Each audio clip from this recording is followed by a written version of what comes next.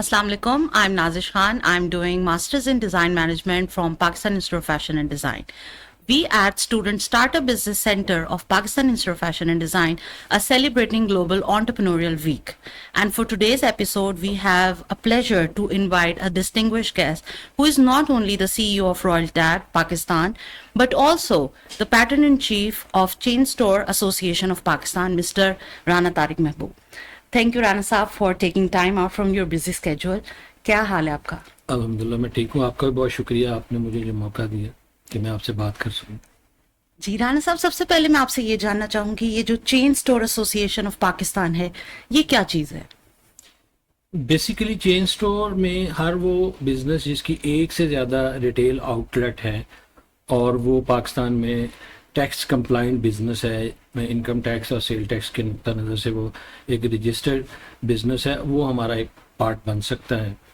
Currently 150 companies हैं जिनके 167 brands हैं, वो हमारे मेंबर हैं और अराउंड जो हमारे मेंबरान हैं उनका 2000 अरब रेवेन्यू है और वो सारे के सारे बिजनेसेस इंटीग्रेटेड बिजनेसेस हैं, जिसको मौजूदा टर्मिनोलॉजी में टियर 1 रिटेलर्स कहा जाता है।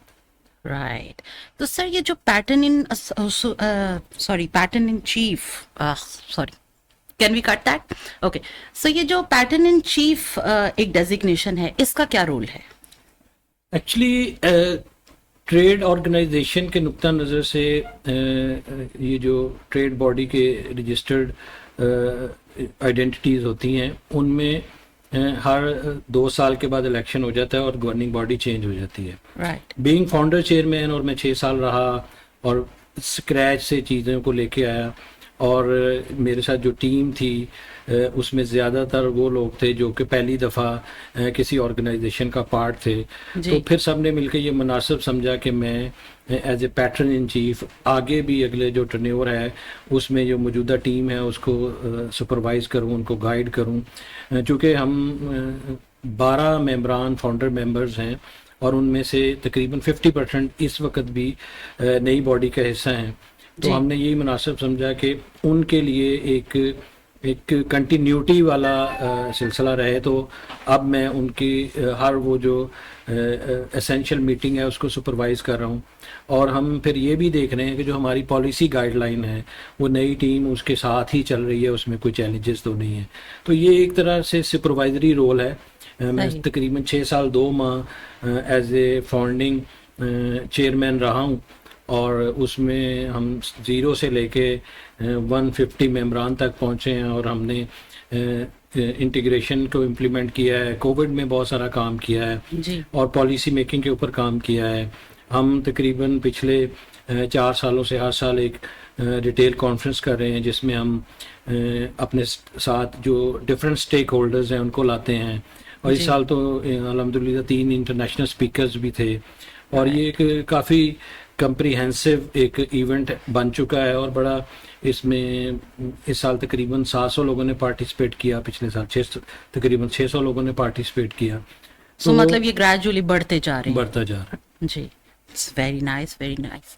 अच्छा, तो राना साहब, जब आप स्टार्ट कर रहे थे, जब आप बिजनेस लाइन में आने के लिए, मतलब जैसे आप यंगर एज में होते हैं और जब बिजनेस का सोच रहे होते हैं, तो तब आपको किस चीज़ ने मोटिवेट किया कि मुझे रॉयल टैग शुरू करना चाहिए या मुझे फैशन रिटेल ब्रांड की तरफ आना चाहिए? एक्चुअली जो रॉयल टैग है, ये मेरी जो प्रोफेशनल जर्नी का ये बहुत आगे का फेज़ है। राइट। मैंने इससे पहले बहुत सारी चीज़ों को किया। मैंने 92 में रिटेल से स्टार्ट किया, फिर मैं ट्रांसपोर्ट में चला गया, फिर मैं कंस्ट्रक्शन में चला गया, फिर मैं ट्रेड पॉलिटिक्स में चला गया। 2002 में मैंने रॉयल टैग की जर्नी को स्टार्ट किया और उस वक़्त पाकिस्तान में ब्रांड्स उस तरह से नहीं थे। ट्रेडिंग हो रही थी, मैन्युफैक्चरिंग हो रही थी, रिटेलिंग भी हो रही थी। मुशर्रफ के दौर में एक पॉलिसी आई जिसमें उन्होंने बिजनेस को फ्लरिश करने का एक मंसूबा बनाया और उसमें टेक्नोलॉजी जब आई तो बिजनेस एक आउटलेट से मल्टीपल आउटलेट में चले गए। आईटी आ गया, आपके पास सॉफ्टवेयर लग गया। आप उस वक्त में जब मैंने रिटेल शुरू किया तो वो एक दुकान उसकी चाबी और उसका गला, जी, जिसके पास चाबी जी, है बिल्कुल। और जो गले पे बैठा है वही मालिक है। तो उससे उस फनामने से जब हम निकले तो मल्टी ब्रांड्स स्टोर्स और या मल्टी आउटलेट्स का कॉन्सेप्ट आया। तो 2002 में मैंने बेसिकली मैन्युफैक्चरिंग शुरू की रॉयल टैग के नाम से शर्ट्स की। और उस वक्त ये था कि फ्यूचर में अब जो फेक प्रोडक्ट या किसी बगैर नाम के प्रोडक्ट का फ्यूचर नहीं होगा, स्पेशली गारमेंट्स में। उस वक्त जब हम काम करते थे तो लोग मार्क्स स्पेंसर, नेक्स्ट और अरमानी बिल्कुल। की जाली लेबल लगा के प्रोडक्ट बनाते थे और कोई पूछता भी नहीं था। ऐसे तो ही। मैंने सोचा कि यार मैंने तो ये काम नहीं करना, तो मैंने अपना नाम रखा, उसका डिज़ाइन बनाया, उसकी सारी चीज़ें बनाई और उसके ऊपर प्रोडक्ट डेवलप की। फिर बेचने की कोशिश शुरू कर दी। बड़ा अरसा लगा लोगों को ये कन्विंस करने के लिए कि ये भी एक क्वालिटी प्रोडक्ट है। बिल्कुल। और मीनवाइल हम इंपोर्ट करते थे चाइना से अपनी प्रोडक्ट बना के, तो वहाँ से भी हम रॉयल टैग के नाम से प्रोडक्ट लाते रहे। तो जी। इनिशियली तो हम डिस्ट्रीब्यूशन करते थे, डिफरेंट स्टोर्स और डिफरेंट शॉप्स को हम डिस्ट्रीब्यूशन करते थे। लेटर ऑन फिर सोचा कि ये काम तो क्योंकि पहले सामान देना, फिर उसकी रिकवरी करना, फिर उसके ऊपर दोबारा से एफर्ट करना बेचने की, जी। तो फिर ये सोचा कि अपने आउटलेट्स बनाते हैं, क्योंकि रिटेलिंग आती थी और हमें पता जी। था कि क्या चैलेंज है। तो वहाँ से फिर हमने पहला आउटलेट शुरू किया। वो तकरीबन 400 स्क्वायर फीट का था राइट। और हमने एक इंटरनेशनल ब्रांड की लोकेशन को रिप्लेस किया। और हमें जो टारगेट दिया गया, उन्होंने कहा जी 1 महीने में आपने ये एक रेवेन्यू देना है। तो अल्हम्दुलिल्लाह हमने 15 दिन में वो अचीव कर लिया। तो सही। फिर उसके बाद फिर अच्छा, चलते ये रहे। जो अभी आप बोल रहे हैं कि एक टारगेट मिला आपको, वो टारगेट आपको किसने दिया? एक्चुअली हमने रिप्लेस एक बड़े स्टोर में किसी एक इंटरनेशनल ब्रांड की लोकेशन को किया था। तो उनके पास जो उनका सेल्स का डाटा था, तो उन्हें जाहिर है उसी के इक्वलेंट नंबर चाहिए थे। जी। तो वो ब्रांड एक्सपेंसिव होने की वजह से क्योंकि वो जो मार्केट थी वो महंगी प्रोडक्ट के लिए नहीं थी, तो वो उस जगह को छोड़ के चला गया। तो उन्होंने कहा कि अगर यही रेवेन्यू आप हमें दे दें और उसके ऊपर जो कमीशन है जो ये हमें दे रहे हैं वो दे दें, तो हम वी विल जी। Be happy. तो उनकी जगह को हमने रिप्लेस कर दिया। सही। तो राना साहब, अभी आपने बताया कि आपने बहुत से बिजनेसेस स्टार्ट किए, और क्या ये जो बिजनेसेस आपने स्टार्ट किए, क्या वो अभी भी आप कर रहे हैं या वो आप छोड़ते रहे और फिर आप रॉयल टैग की तरफ आए? लकीली वो सारे बिजनेसेस अभी भी हैं ओह नाइस। और मेरे सारे businesses including this business partnership के हैं। जी। तो मैं समझता हूँ कि पार्टनरशिप बिजनेस बड़ा बरकत वाला होता है। Right. आपके अलावा और लोग होते हैं जिनका फाइनेंस, जिनका जहन, जी। जिनकी नसीब आपके साथ मिलते हैं तो आप उसको ग्रो करते हैं। जी। तो वो बिजनेसेस आज भी हैं। लेकिन एक और अच्छा पार्टनर ढूंढना, बिजनेस पार्टनर, वो भी बहुत जरूरी है आई थिंक, कि कौन सा ऐसा फाइनेंशियल पार्टनर होना चाहिए जिसका विजन भी आपके साथ मैच करे। सारे सारे पार्टनर अच्छे होते हैं, ओके। कोई पार्टननर बुरा नहीं होता। राइट। पार्टनरशिप को पालना पड़ता है, जैसे जी। आप बच्चे पालते हैं, दोस्ती भी पालनी पड़ती है। जी जी तो बिल्कुल। हम असल में मसला ये है कि हम जब हमें ज़रूरत होती है तो हम किसी के पास जाते हैं और उसे कहते हैं कि आप मेरे भाई हैं, आप मेरे अजीज़ हैं, आप मेरे दोस्त हैं, मिल के ये जर्नी स्टार्ट करते हैं। जी। जैसे ही थोड़ी सी सक्सेस आती है तो हम कैलकुलेट करते हैं कि यार उस वक्त तो ये मुश्किल थी तो मैंने इसको ले लिया, अब इसे जान कैसे छुड़ानी। जी। जब आप उसके साथ उसके बारे में बुरा सोचना शुरू करते हैं, बुरा करना शुरू करते हैं, तो फिर वो आप लोगों को तो यही कहते हैं ये बहुत बुरा पार्टनर है। आपको मैं इंटरेस्टिंग बात बताऊं, 92 में जो मेरे साथ पार्टनर थे वो आज भी पार्टनर। ओह दैट्स मेरे वेरी नाइस। एक ही पार्टनरशिप ब्रेक हुई है, वो मेरे सगे भाई के साथ थी। लेकिन हम दोनों टेबल पे बैठे, हमने सोचा यहाँ से आगे नहीं चलना। जी। हमने फाइनेंशियल डिस्कशन की, उसके बाद एक ने एक बिजनेस रख लिया, दूसरे ने पेमेंट कर दी। हम दो भाई उस एक बिजनेस के अलावा बाकी हर चीज में आज भी पार्टनर है। ओके। तो उस चीज को हम दोनों ने सेटल किया, हम दोनों ने इम्प्लीमेंट किया जी। और उसकी को फेज आउट किया और अल्हम्दुलिल्लाह ठीक हो गई। राइट। पार्टनरशिप आप करते हैं भाई बन के जी। और खत्म करते हैं दुश्मन बन के, तो फिर कहते हैं पार्टनर बुरा है। जी। मैं नहीं समझता कि कोई, अगर आप किसी के साथ अच्छा सलूक करें, आज मेरे पार्टनर और बिजनेसेस कर रहे हैं, मैं एक्टिव पार्टनर हूँ, सारा काम मैं देखता हूँ, मैंने इस रिस्पॉन्सिबिलिटी को ओन किया है राइट। और मैं उसको चला रहा हूँ और दे आर हैप्पी। उनको जो उनका ड्यू शेयर है, ड्यू रिस्पेक्ट है और ड्यू इन्फॉर्मेशन है। जो कल ही मेरे पास एक पार्टनर थे, उन्होंने फाइनेंशियल्स के ऊपर पूछा कि हमें कोई बैलेंस शीट और चीज़ें चाहिए, उन्होंने अपनी को वर्किंग करनी होगी, 5 जी। मिनट के बाद वो डॉक्यूमेंट उनके पास था। राइट। तो आप ट्रांसपेरेंसी रखें, ईमानदारी के साथ काम करें, लॉयल्टी के साथ काम करें। जी। जो चैलेंज है, जिससे मुनासिब समझते हैं उससे मशवरा लें, जिससे मुनासिब समझते हैं उसको उस चैलेंज में ऑन बोर्ड करें, तो वो बेहतरीन चलती। बिल्कुल सही बात आपने की है। ये बड़ा ज़रूरी है कि ट्रांसपेरेंसी बिजनेस में होना बहुत ज़रूरी है विद इन द टीम। आपका बेशक मार्केटिंग टीम है या आपकी क्रिएटिव टीम है या आपके बिजनेस पार्टनर्स हैं, उसमें ट्रांसपेरेंसी होना बहुत ज़रूरी है ताकि कोई किसी किस्म का तजाद ना आ सके। तो I think this is a very nice point from your side.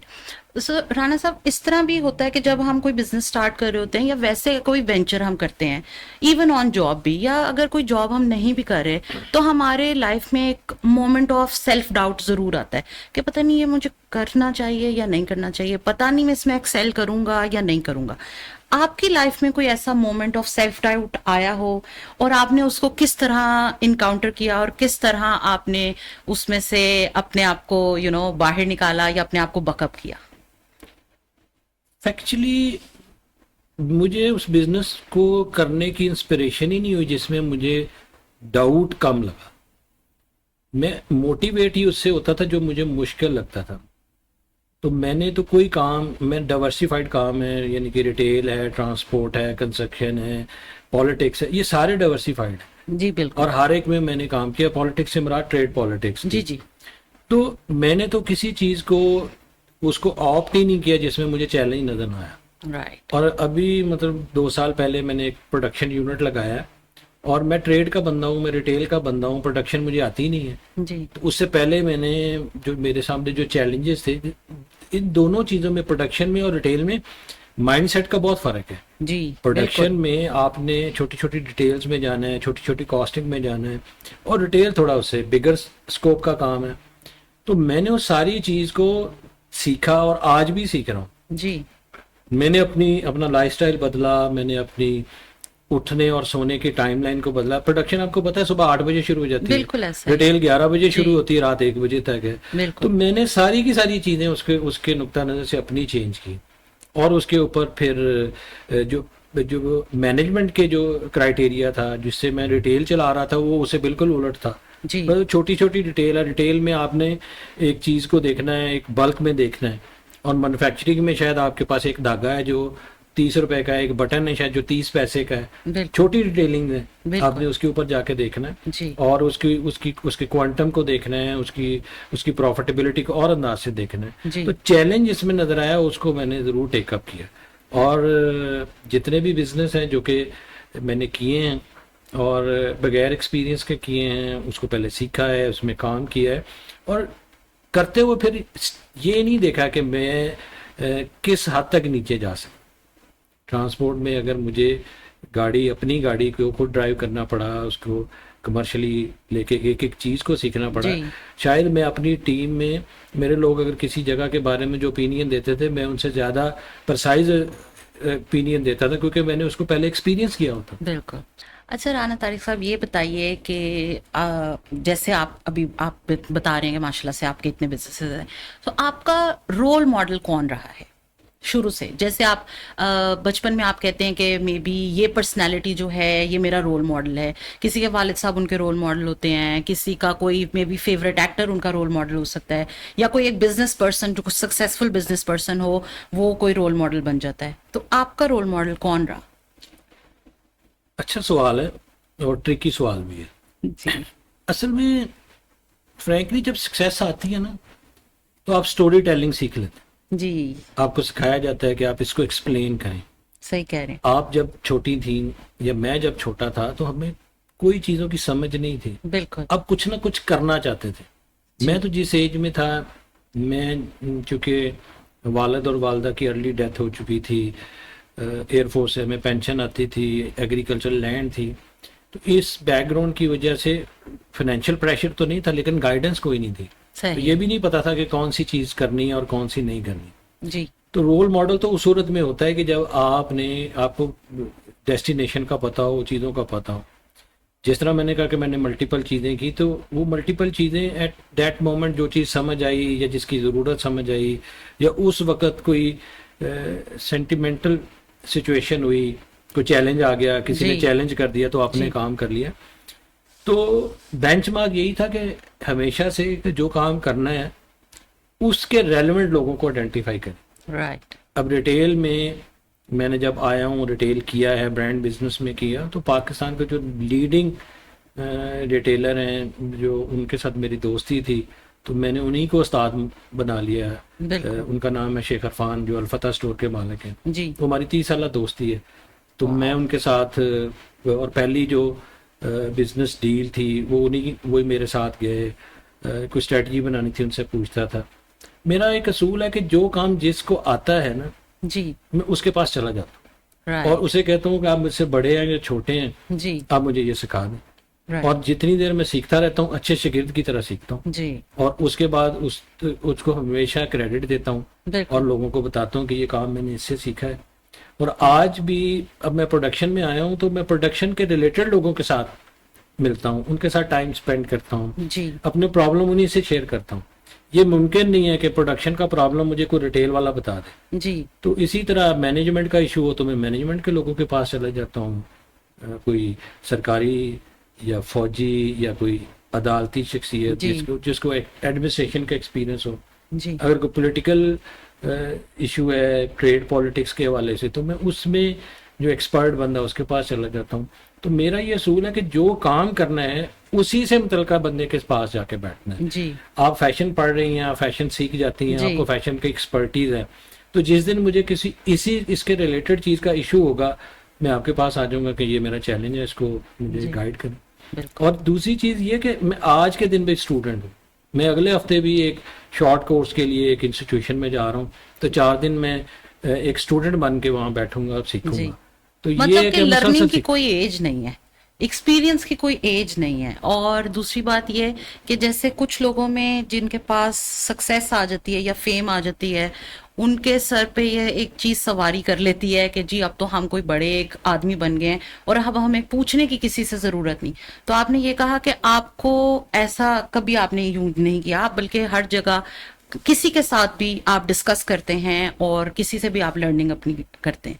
देखिए, अगर कोई शख्स कहीं पहुंच के मुतमिन हो जाए और डिसाइड कर लेना मैंने इससे आगे नहीं जाना, जी। तो उसकी लर्निंग रुक जानी चाहिए, और वो रुक जाती है। बिल्कुल। लेकिन अगर आप एक स्टेज पे पहुंचते हो, उसे अगली स्टेज पे जाना है, तो उस स्टेज की लर्निंग है, उसे अगली स्टेज की लर्निंग है। बिल्कुल। तो आप किसी ग्रोइंग पर्सन में ये एटीट्यूड नहीं देखेंगे। जी। वो लोग जो अपने आप को हर वक्त रेलेवेंट रखना चाहते हैं, ग्रो करना चाहते हैं, और जो ट्रांसफॉर्मेशन है, जो चेंज है, चेंज इज कांस्टेंट, उसके हिसाब से अपने आप को अपडेट रखना चाहते हैं, तो उनके लिए अंदर तो ये लाजम चीज है कि वो सीखे। बिल्कुल। मेरी एज 56-57 है।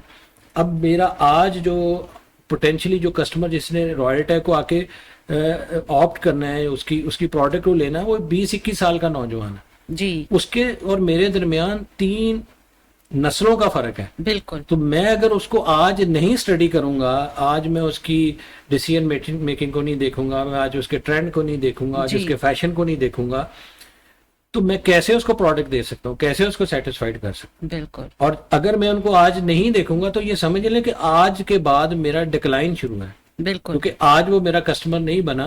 तो जो मेरे कस्टमर है वो जितनी देर मेरे साथ रिटेन रहेंगे जी। और वो मुझे वो बिजनेस देंगे, मेरा बिजनेस उतनी देर चलेगा। वो 5 साल में बंद होता है, वो 10 साल में बंद होता है। तो जी। आज की जो ट्रांसफॉर्मेशन है, उसके लिए मुझे लर्निंग जरूरी है। बिल्कुल। तो अभी आपने बात की फैशन ट्रेंड्स की और आपने बात की टारगेट मार्केट की, जो कि आपने बताया कि 21 या 22 साल के जो यंगर लॉट है वो बेसिकली आपका टारगेट मार्केट है। और ट्रेंड्स की आपने बात की और आपने बात की कि ट्रेंड्स के साथ किस तरह की रेलेवेंस होनी चाहिए। सो रॉयल टैग जो है वो हम जानते हैं कि बड़ा ही एक टाइमलेस, उसका जो फैशन स्टेटमेंट है उसकी वो बहुत टाइमलेस है और बहुत डिसेंट उसकी वाइब है। तो ये जो टाइमलेसनेस है आपके ब्रांड की और जो फैशन ट्रेंड्स जो रोज बरोज चेंज होते जा रहे हैं, आप उसको कैसे लेके चलते हैं? मतलब एज इन टाइमलेस फैशन भी रखना है और इन ट्रेंड भी जो चीजें हैं वो भी हैं, आप इसको कैसे कंबाइन करते हैं और कैसे अपने ब्रांड को फोरसी करते हैं? देखिए, जिस मोमेंट में हम दोनों बैठ के आज बात कर रहे हैं ना, ये जी। बड़ा टेक्निकली बड़ा ये डिसाइसिव सिचुएशन है। बिल्कुल। इसमें 3 बुनियादी चीज़ें हैं जो इस वक्त वकूफ़ पज़ीर हो रही हैं। एक आपकी जो टेक्नोलॉजी है वो ट्रांसफॉर्म हो रही है। आप एआई की बात कर रहे हैं, बिल्कुल, हाँ जी, आप नई चीज़ों की बात कर रहे हैं, आप आज बात कर रहे हैं कि शायद आने वाले वक्तों में मोबाइल इस तरह से ना हो, गाड़ियाँ इस तरह से ना हो, लोगों का लाइफस्टाइल और उन लोगों की थिंकिंग प्रोसेस ये ना हो। जी, आज हम ये बात करें बहुत सारी नौकरियां नहीं रहेंगी। बिल्कुल। अच्छा, इस सिचुएशन में आपका क्या ख्याल है कि ये जो हमने कपड़े पहने हुए हैं, जो जूते पहने हुए हैं, जो चीज़ें हैं, क्या ऐसी ही रहेंगी? Answer is no. तो बिल्कुल, ये चेंज होने जा रहा है। जी, आप सस्टेनेबिलिटी की बात कर लें, आप रिसोर्सेज की बात कर लें, आप फ्यूचर में एनर्जी की बात कर लें, तो ये सारी चीज़ें पूरा के पूरे लाइफस्टाइल को चेंज करेंगी। तो इसका मतलब ये है कि जो मेरी प्रोडक्ट है, जो मेरी कैटेगरी है, ये भी चेंज होने जा रही है। ओके, तो पहली चेंज तो ये है कि हमारी जो प्रोडक्ट के ऊपर जो इन्वेस्टमेंट है, जो डेवलपमेंट है, या R&D है, जी, ये हमारी फोकस होनी चाहिए कि जो पहले वाली चीज़ें हैं, यस वो एक सर्टेन टाइम तक चलेंगी, बिल्कुल, लेकिन आने वाले वक्तों में ये सारी चीज़ें चेंज हो रही हैं। राइट, तो हम प्रोडक्ट डेवलपमेंट की बात करें, फिर ये है कि जो रिटेल में जो कस्टमर एक्सपीरियंस है, उसके ऊपर अगर आप देखें तो अब आपको जो आउटलेट्स मिलती हैं वो बड़े डिफरेंट तरीके से मिलती हैं।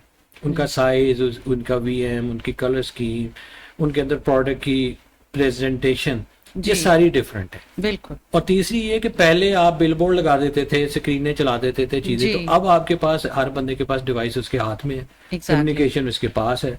तो ये तीनों चीजों को अगर आप देखें, प्रोडक्ट को देखें, उसकी प्रेजेंटेशन को देखें और उसकी कम्युनिकेशन को देखें, तो ये तीनों चीजें ट्रांसफॉर्म होने जा रही हैं। बिल्कुल, और जो सबसे इंपॉर्टेंट चीज है, आप ग्लोबल विलेज तो बन चुके हैं, अब उस के ऊपर आप आपकी आपकी जो उसका इन्फ्लुएंस है ना, अब उसको आप अगर गेज करना शुरू करें तो वो इन्फ्लुएंस भी ग्लोबली आना शुरू हो गया। जी, यस, फैशन पहले बहुत साल लेता था पाकिस्तान आने में, जी, टेक्नोलॉजी बहुत साल लेती थी पाकिस्तान आने में, जी, लोग अपने आप को अपने वेदर, अपने कल्चर और अपने इवेंट्स के साथ ज़्यादा देर एसोसिएट करते थे। जी, अब शायद वो उस तरह से नहीं होगा। आपकी सर्टेन चीज़ों में वो ट्रांसफॉर्मेशन आ चुकी है, आपकी डिसीजन मेकिंग का पैटर्न चेंज हो चुका है, आपकी ईटिंग हैबिट बदल चुकी हैं, बिल्कुल, आपका स्लीप और वर्क एथिक्स का जो साइकिल है वो चेंज हो चुका है। तो अब आपकी जो जो मेजर चेंज आने वाली है वो आपकी क्लोथिंग में आने वाली है, वेयरिंग में आने वाली है। जी, अब मैं अगर फॉर्मल वेयर की बात करूं तो मैं यूरोप में, UK में, मिडल ईस्ट में, चाइना में, कहीं पे भी ट्रैवल करूं, इवन US में भी देखें, तो अब वो फॉर्मल पहले वाला नहीं रहा। फिट्स बिल्कुल, चेंज हो गए हैं, एग्जैक्टली, कंपोजिशन चेंज हो यस, गई है, उसके साथ उसके बहुत सारे चीज़ें हैं जो कई साल पहले कलर्स खवातीन के लिए मखसूस थी, वो फिटिंग खवातीन के लिए मखसूस थी, अब वो मर्दों के लिए भी हैं, बिल्कुल वो ऐसे वो ही, शेड उनके आ रहे हैं और वो बड़े डिसेंट तरीके से वो डेवलप हुए हैं और जी, वो चीज़ें उनका पार्ट बन रही हैं। जी, तो बिल्कुल, बहुत चेंज है, बहुत डेवलपमेंट है, और ये चैलेंज जो है ये अडॉप्टेबिलिटी के साथ ही आप ओवरकम कर सकते बिल्कुल।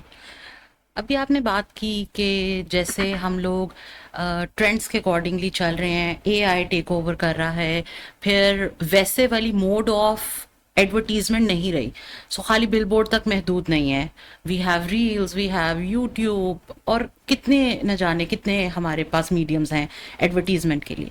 सो रॉयल टैग जो है वो अपनी एडवर्टीजमेंट किस मीडियम के थ्रू कर रहा है? हैं। देखिए, हम तमाम मीडियम जो आज के रेलेवेंट मीडियम उनके ऊपर काम कर रहे हैं, लेकिन आई मस्ट एडमिट कि हम उतने एफिशिएंट और उतने इफेक्टिव नहीं हैं जितने के दूसरे ब्रांड्स हैं, जी, स्पेशली वुमेन वेयर और कैजुअल वेयर के जो ब्रांड्स हैं। रिसेंटली हमने अपने सिस्टम में पूरी मार्केटिंग टीम को चेंज किया है और अब हम आने वाले चैलेंजेस के मुताबिक अपने आप को रीडिफाइन करने की कोशिश कर रहे हैं। जी, डेफिनेटली हमारी कैटेगरी का और मेरी एज का इसका एक इम्पैक्ट है, राइट, और इस एज में मैं कितनी भी कोशिश कर लूँ अडॉप्टेशन के ऊपर, चैलेंजेस आते हैं। जाहिर है कि जो यंग जनरेशन जिस तरह से इन टूल्स को बेहतर तरीके से यूज़ करती है, जी, हम उस तरह से नहीं कर पा रहे, तो हमने बेहतर रिसोर्स को अब एंगेज कर रहे हैं। मैं अपने आप को दोबारा एजुकेट कर रहा हूँ, उसके राइट, ऊपर शॉर्ट कोर्सेज कर रहा हूँ, उसको सीखने की कोशिश कर रहा हूँ। जी, अपने जो प्रीवियस डिसीजन मेकिंग के पैटर्न्स हैं उनको चेंज कर रहा हूँ। तो काफ़ी चेंजेस ला रहे हैं ताकि हम रेलेवेंट रहें और फ्यूचर में भी हम लोगों के साथ एक जी, बिजनेस रिलेशन कायम रख सकें। सही। अच्छा राना साहब, मैंने जैसे शुरू में भी बताया कि मैं स्टूडेंट हूँ basically masters in design management की, जो Pakistan institute of fashion and design ने अभी रिसेंटली एक प्रोग्राम लॉन्च किया है। पहले वो मास्टर्स करवा रहे थे, लेकिन अब मास्टर्स प्रोग्राम जो है उन्होंने 3 डिफरेंट डिसिप्लिन्स के अंदर किया है। सो मैं मास्टर्स इन डिज़ाइन मैनेजमेंट कर रही हूँ, और उसके आगे फिर हमारे 2 पाथवेज हैं, fashion design management and textile management. So आपके ख्याल में जो बच्चा या जो स्टूडेंट जो है वो जब ग्रेजुएट होगा इस कोर्स से, तो वो एक डिज़ाइन मैनेजर बन के निकलेगा। सो डिज़ाइन मैनेजर जो हैं वो ब्रांड्स के अंदर या किसी भी आप कह लें कंपनी में कितने ज़रूरी हैं? देखिए, जैसे जैसे कोई इंडस्ट्री ग्रो करती है, स्केलेबिलिटी लेती है ना, वैसे वैसे उसका एक्सपोजर बढ़ता है। जी। मसलन कि ये फैशन स्कूल जब बना तो बेसिकली एक्सपोर्ट की जो एसोसिएशंस थे, जो एक्सपोर्टर्स थे, उनकी एक डिमांड थी कि हमें अपनी एक्सपोर्ट की ग्रोथ के लिए यहाँ स्टूडेंट्स चाहिए जो टेक्सटाइल और फैशन समझें, जी। या शूज़, या जो जो रेलेवेंट बिल्कुल। कैटेगरीज थी। उसके बाद फैकल्टी चेंज होती रही, बढ़ती रही। उस वक्त प्रेफरेंस यस जो आपके मेरिट लिस्ट थी वो बिल्कुल डिफरेंट थी। बिल्कुल आज ऐसे सारी की सारी चीज़ें उलट हो चुकी हैं। ऐसे। दूसरी बात ये है कि उस इंडस्ट्री में यहाँ के जो स्टूडेंट्स हैं उतने सक्सेसफुल नहीं हैं जितने वो हमारी इंडस्ट्री में फैशन एंड Textiles। रिटेल की जो इंडस्ट्री है उसमें आपके स्टूडेंट ज़्यादा सक्सेसफुल हैं। जी। तो ये जो 2 कैटेगरी में जो आपके स्टूडेंट्स निकल के जाएंगे, एक तो वो इंडस्ट्री में जाएंगे और एक वो फैशन और ब्रांड के रिलेटेड जो लोग हैं उनके पास जाएंगे। जी। मैं यूँ समझता हूँ कि ये स्केल और नीड के ऊपर डिपेंड करता है। बिल्कुल। ये नहीं कि ये जनरलाइज्ड होगा। एक ब्रांड है बहुत छोटे स्केल पे है, उसकी नीड ही नहीं है, तो वो इन स्टूडेंट्स के साथ वो नहीं बैठ सकता। लेकिन एक ब्रांड है जो कि एक बड़े स्केल के ऊपर है और अब उसको चैलेंजेस आ रहे हैं कि उसकी परफॉर्मेंस के चैलेंजेस आ रहे हैं, डिज़ाइन सिलेक्शन के आ रहे हैं, उसके एनालिसिस के आ रहे हैं, उसके डिसीजन मैट्रिक्स के आ रहे हैं, उसके पास डाटा है, उसके पास BI है या AI है, लेकिन उसके पास वो ह्यूमन रिसोर्स नहीं है जो ये बता सकें कि ये जो परफॉर्मेंस नहीं आई जी। तो इसकी ये रीजंस थी, ये जो आई है उसकी रीजंस ये थी। अब मैं ये जो इनपुट है इसके ऊपर ये डिसीजन लें तो वो ज़्यादा सक्सेसफुल होगा। जी। सिलेक्शंस के ऊपर, उसकी उसकी सीजनैलिटी के ऊपर, उसकी प्लेसमेंट के ऊपर, और उसमें जो ट्रांसफॉर्मेशन है, स्पेशली जी। जो चेंज है। अब चेंज में भी बड़ा चैलेंज है ना कि आप अर्ली चेंज लाते हैं या लेट चेंज लाते हैं। बिल्कुल। अर्ली ले आते हैं वो गले पड़ जाती है, लेट लेके आते हैं आप तो आप लीडर ही नहीं लेट। रहते। बिल्कुल। तो इस तरह की बहुत सारी चीज़ें हैं, डिपेंड करता है कि आपका कोर्स क्या है, आपकी इंटरनल एक्सपर्टीज क्या है, आप किस तरह से परफॉर्म करते हैं। तो वो नीश क्रिएट होगी। वो लोग, कुछ लोग जाके सप्लाई चेन में ज़्यादा अच्छे तरीके से परफॉर्म करेंगे, वो डाटा एनालिसिस के अच्छे लोग हैं। कुछ वो लोग निकल के फैशन में जाके, ट्रेंड फोरकास्टिंग में जाके ज़्यादा अच्छा परफॉर्म करेंगे।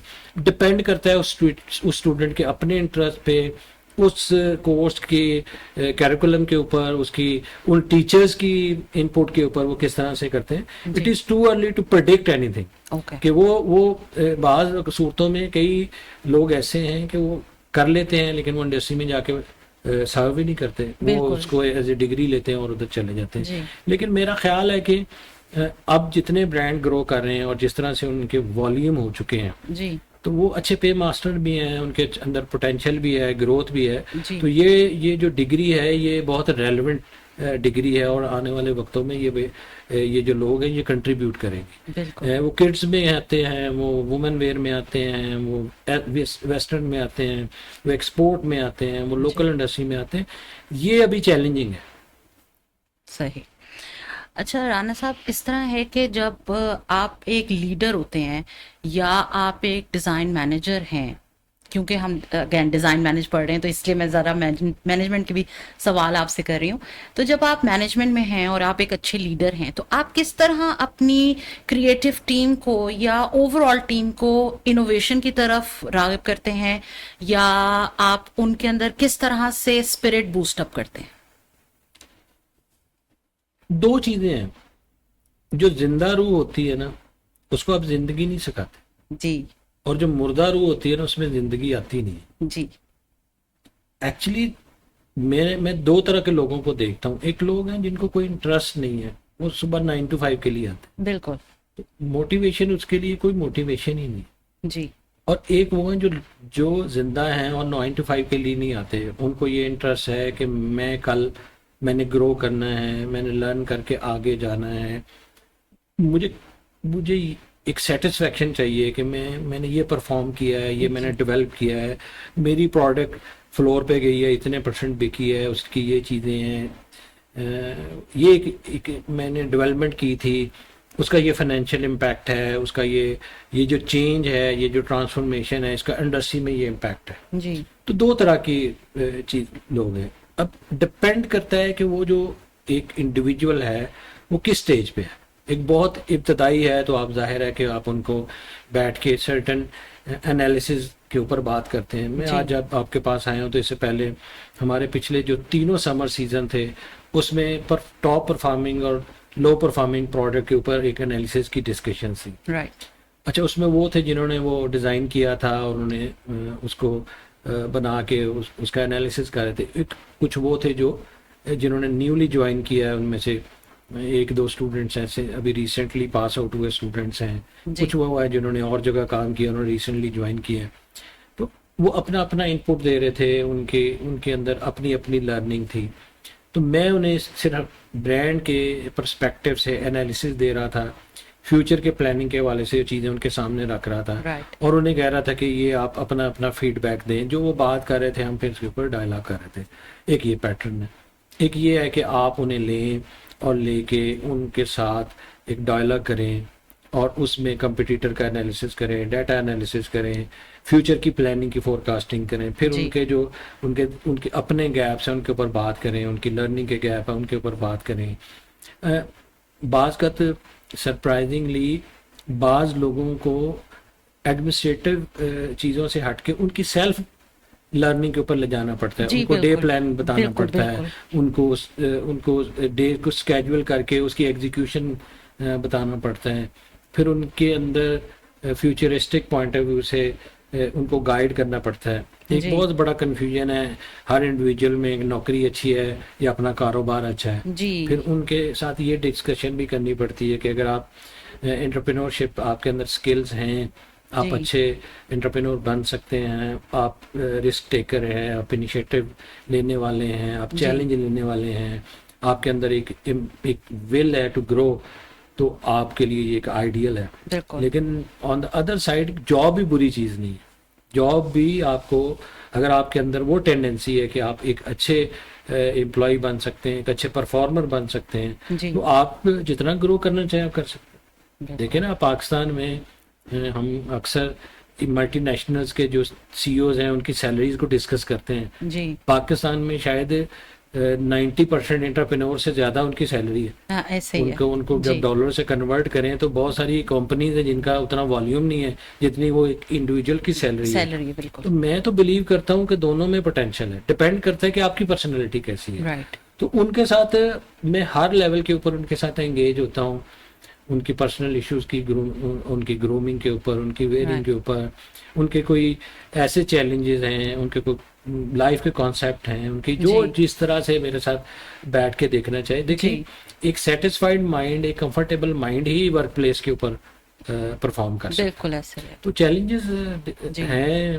अब आपने देखना है कि आपके पास जो एम्प्लॉई है, जो आपकी टीम मेंबर है, उसके साथ किस किस्म की कम्युनिकेशन आपको सूट करती है। Right. So we are back and we are in conversation with Mr. Rana Tariq Mehboob Saab, who is the CEO of Royal Tag, and we are celebrating at Student Startup Business Center of Pakistan Institute of Fashion and Design the Global Entrepreneurial Week. So break पे जाने से पहले हम discuss कर रहे थे कि कैसे आप अपने लीडरशिप क्वालिटीज जो हैं वो अपनी टीम के साथ लेके चलते हैं और कैसे अपनी टीम के अंदर आइडेंटिफाई करते हैं उनकी बेसिकली प्रॉब्लम्स और उनको कैसे ग्रूम करते हैं। सो ये जो चीज़ है, एक बहुत ज़्यादा जो मंजर आम पे आ रही है वो है मेंटल हेल्थ इश्यूज।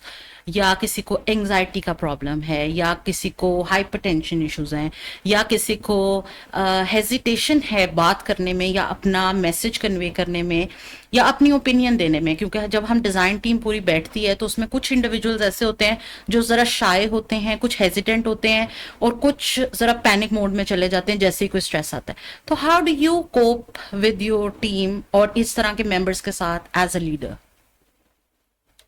आपने ना बड़ा सेंसिटिव सवाल किया है। और पाकिस्तानी सोसाइटी या मोस्टली एशियन सोसाइटी में मेंटल हेल्थ को एक स्टिग्मा के तौर पे लिया जाता है। इसको नॉर्मल डिसऑर्डर की तरह या बीमारी की तरह नहीं लिया जाता। जी। तो ये बड़ा चैलेंजिंग है। अगर आप अगर अव्वल तो लोगों को पता नहीं होता कि हमारे इश्यूज किस किस्म के हैं, ये जो हमारा बिहेवियर है ये किस वजह से है और हम कौन सी हरकत किस डिसऑर्डर की वजह से करते हैं। जी। अगर आप उनको ये एक्सप्लेन करने की भी कोशिश करें तो वो रिएक्ट करते हैं। बिल्कुल ऐसा ही है। अच्छा, दूसरी चीज उन लोगों की है, दूसरी क्लास उन लोगों की है जिनको पता तो है लेकिन वो शेयर नहीं कर सकते और वो लोगों को बता नहीं सकते, क्योंकि लोग फिर उसको एक नेगेटिव साइड पे लेके चलते हैं। बिल्कुल। मैं चूंकि एक फादर हूँ और मेरी जो औलाद है वो जनरेशन जी है, जी। तो मैं अंडरस्टैंड करता हूँ। और ये जो स्क्रीन है और ये जो लाइफस्टाइल है, ये जो फूड है, इसने बहुत सारे डिसऑर्डर पैदा किए हैं। तो उनमें से एक मेंटल हेल्थ डिसऑर्डर भी है। अच्छा, इसमें अगर आप मुझसे पूछें तो मैंने पिछले कुछ सालों में सर्टेन ट्रेनिंग्स ली हैं टू जज पीपल के उनकी पर्सनैलिटी क्या है, पर्सनैलिटी टाइप क्या है। और वो भी इसलिए ली ट्रेनिंग्स कि मैं अपनी मैनेजमेंट स्किल को इन्हांस कर सकूं। बिल्कुल। तो अब मैं काफ़ी ज़्यादा लोगों को अंडरस्टैंड कर लेता हूँ कि ये बिहेवियर का इशू है या मेंटल हेल्थ का इशू है या कोई ऐसा प्रेशर है या फैमिली इशू है या फाइनेंशियल इशू है या किसी के साथ वो कंफर्ट जोन में नहीं है काम करते हुए, वो लड़का है या लड़की है, जो वर्क प्लेस इश्यूज होते हैं। तो मेरा एक्चुअली इंटरनली जो मैनेजमेंट सिस्टम है, मेरे ऑफिस में किसी को आने के लिए नॉक करने की इजाज़त नहीं है। वो बगैर नॉक किए आ जा सकता है। दूसरी चीज़ ये है कि अगर वो अपनी एक पर्सनल कमिटमेंट के अलावा मेरे पास आना चाहता है, मेरे स्टाफ से बात करे, he can come, he can sit. तो मेरी टीम के बहुत सारे लोग मेरे साथ हर तरह के इश्यूज डिस्कस करते हैं और मैं उसको अपने नॉलेज और एक्सपीरियंस के मुताबिक उनको शेयर करता हूँ। और बाज़ का तो ये भी होता है कि मैं कोई चीज़ किसी की आइडेंटिफाई कर लूँ तो मैं उन्हें बुलाता हूँ, उनसे बात करता हूँ, उनके साथ पर्सनली उससे डिस्कस करता हूँ और 1-on-1 डिबेट करता हूँ। और बाज़ का तो ये भी होता है कि वो मुझे भी मेरी कोई ऐसी गलती या ऐसी चीज जिसको उन्होंने नोटिस किया होता है वो आइडेंटिफाई करके जाते हैं, या किसी वक्त मेरा जो कोई रवैया है या जो चीज़ है वो मुझे बता के जाते हैं, या मेरी कोई चीज़ उन्हें अच्छी लगी या उसे उन्होंने लर्न किया या बुरी लगी तो वो मेरे साथ शेयर करके जाते हैं। And you take it in a very positive manner. मैं तो एंजॉय करता हूँ। मैं तो देखे ना, मुझे अगर कोई मेरी गलती नहीं बताएगा तो मैं ठीक कैसे करूँ। बिल्कुल। और कुछ बॉसेस होते हैं ना कि वो इसने मुझे ऐसे क्यों कह दिया, अगले दिन ही फायर कर देंगे उसको। आप फिर आ ही नहीं सकते ना, मैं तो बॉस नहीं हूँ, मैं तो टीम लीडर हूँ। तो मैं तो कोई नॉक करे तो बुरा मनाता हूँ। मेरे कमरे में नॉक या नया एम्प्लॉय करता है जो पहली दफा है या गेस्ट करता है जी मेरे कमरे में आने के लिए। यस, उन्हें पता है कि किस टाइम जाना है, किस टाइम पे नहीं जाना है, क्योंकि सर्टेन चीजें चल रही होती है, मीटिंग चल रही होती है। लेकिन वो मेरे स्टाफ से उन्हें पता होता है कि ये free time, they can come and talk to me. Right. अच्छा राना तारिक साहब, एक और चीज़ मैं आपसे जानना चाहूँगी वो ये कि जैसे अभी Pakistan institute of fashion and design ने अपना एक नया प्रोग्राम लॉन्च किया है जो कि है स्टूडेंट स्टार्टअप बिजनेस सेंटर, और बेसिकली वो सीड मनी प्रोवाइड करते हैं यंग एंटरप्रेन्योर्स को, और एंटरप्रेन्योरशिप को बेसिकली ये लोग प्रमोट कर रहे हैं। सो आपके ख्याल में जो एंटरप्रेन्योरशिप है वो कितनी ज़्यादा ज़रूरी है पाकिस्तान के लिए या ओवरऑल ग्लोबली एक बिजनेस सेक्टर के लिए? देखिए, जैसे मैंने पहले बात की ना, मैं ब्लाइंडली किसी एक चीज़ के हक में नहीं हूँ और किसी एक चीज़ की मुखालफत में नहीं जी। मेरा एक्सपीरियंस ये कहता है कि आपके अंदर सर्टेन क्वालिटीज़ होती हैं, जब तक आप उनको जज नहीं करते ना जी, उस वक्त तक आप सही सिलेक्शन नहीं कर सकते। बिल्कुल। ये जो एंटरप्रेन्योरशिप के लिए ये जो बात की जाती है ना, ये बेसिकली एक हर वक्त ना एक ख़ास किसी चीज को उसको नाम दे के उसको ग्लैमराइज किया जाता है। बिल्कुल। पहले हम अपना काम कहते थे, अपनी हट्टी कहते थे, अपना कारोबार जी, कहते थे, अब जी। हमने उसको बड़ा खूबसूरत सा नाम दे दिया। जी। और बहुत सारे इंस्टीट्यूट इसके ऊपर उन्होंने प्रोग्राम शुरू किए फैकल्टी के लिए। अब ये एक प्रोडक्ट है, मैंने एक दो यूनिवर्सिटीज़ के डिस्कशन में भी पार्ट लिया है, तो वहाँ पे मैंने उनसे यही सवाल किया है कि आप कैसे किसी चीज़ को सही या गलत कर सकते हैं। जी। वो एक इंडिविजुअल के पैरामीटर्स पे है। तो मैं ये समझता हूँ कि अगर कोई ऐसा इंडिविजुअल है जिसको ये काम करना है और अपनी कारोबार करके उसको खड़ा करना है, तो उसको ज़रूर मोटिवेट करना चाहिए, उसको जी। गाइड करना चाहिए। और डेफिनेटली अगर उसके पास फंड्स नहीं हैं और आप आजकल ये कल्चर है उसके ऊपर, जी। तो वो भी हो जाए तो कोई बुरी बात नहीं है। लेकिन एक मैं बात कहूँ, मैंने जितने कारोबार किए ना, ज़ीरो इन्वेस्टमेंट के साथ किए। ओके। मैंने कभी बिजनेस पैसे के साथ प्लान ही नहीं किया। सही। मैं ये समझता हूँ कि अगर आपका कॉन्सेप्ट क्लियर है और आपके अंदर मोटिवेशन और विल है, जी। तो फिर वो सक्सेसफुल होता है। जी। मैं पाकिस्तान में बहुत सारे ब्रांड्स हैं जो रिसेंट टाइम में खुले और बंद हो गए, बिल्कुल और ऐसा वो ही है। हाँ बहुत जी। बड़े बिजनेसेस के वो ब्रांड थे, और वो मल्टी बिलियंस का लॉस करके बुक बंद हुए। बिल्कुल ऐसा ही। और कई ब्रांड ऐसे हैं मेरे जैसे जो कि जीरो इन्वेस्टमेंट से स्टार्ट हुए। जी। पाकिस्तान में इस वक्त जितने टॉप ब्रांड्स हैं या टॉप रिटेलर्स हैं, आप उनके साथ डिबेट करें, वो फर्स्ट जनरेशन में या थर्ड जनरेशन में है, वो जीरो कैपिटल के साथ। राइट। उनके अंदर एक सोच थी, उनके अंदर एक कमिटमेंट थी, उनके अंदर एक मोटिवेशन थी, और फिर वो जुड़ गए। और फिर उन्होंने नहीं देखा कि मौसम कैसा है, भूख लगी है कि नहीं लगी, 18 घंटे जी। गुजरे हैं कि नहीं गुजरे। मुझे याद है कि मैं 24 घंटे में से 16-17 घंटे भी काम करता रहा, जी। और झाड़ू से लेके सीईओशिप का जो सफ़र है वो सारा ही किया। मुझे आज भी मैं बिल्कुल माइंड नहीं करता जो अगर मेरी प्रोडक्ट ज़मीन पे पड़ी है तो मैं किसी को बुला के नहीं कहता तुम उठाओ, जी। मैं खुद उठाता हूँ, राइट। क्योंकि वो मेरा रिस्क है, जी। वो मेरी प्रोडक्ट है। जी। तो मेरे कहने का मकसद ये कि ये जो प्रोग्राम है, ये बड़ा अच्छा प्रोग्राम है, लेकिन इसमें एक ही चैलेंज है कि आप इसमें उन इंडिविजुअल्स को जिसको ये आप ऑफर कर रहे हैं, जी। आप उसका एनालिसिस करने का एक स्ट्रॉन्ग एक पैरामीटर हो। सो उससे क्या होगा, आप बेस्ट लोगों को, बेस्ट कैंडिडेट को सिलेक्ट करेंगे, बिल्कुल। उससे आपका सक्सेस रेट बढ़ जाएगा। सेकंड ये है कि किसी मुल्क की पॉपुलेशन में बिजनेसेस का कंट्रीब्यूशन बहुत ज़्यादा होना चाहिए। जी। ज़्यादा अमीर लोग, ज़्यादा सक्सेसफुल लोग जिस सोसाइटी में हैं, उसका जीडीपी बढ़ा है, जी। उसकी इकॉनमी बढ़ी है, बिल्कुल। उसका टैक्स कंट्रीब्यूशन बढ़ा है। जी। हमारे यहाँ तो ये एक स्टिग्मा है ना कि जो अमीर है तो उसको गालियां दी जाती हैं, जो ज्यादा कामयाब है वो कहते हैं ये चोर है, जी। जो ज्यादा टैक्स देता है उसके ऊपर ज्यादा कंप्लाइंसेज हैं। तो बिल्कुल। मेरा ये यकीन है कि पाकिस्तान को ग्रो करने के लिए बहुत सारे अमीर लोग, बहुत सारे कामयाब लोग और बहुत सारे एंटरप्रेन्योर्स हैं। जी।